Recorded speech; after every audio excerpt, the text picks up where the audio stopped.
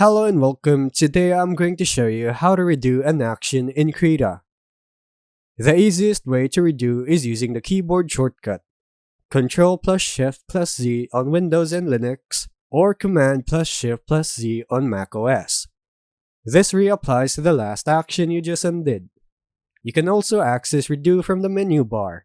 Open Edit, then Redo at the top of the screen. This does the same thing and is helpful if you prefer clicking menus over shortcuts. If you don't see the Redo buttons on the toolbar, they might be hidden. Go to Settings, Configure Toolbars, and search for Redo. Then add it to the toolbar. Click Apply so the button appears where you want it. Another useful way to manage multiple undos and redos is the Undo History Docker. Open it via Settings, Dockers, then Undo History.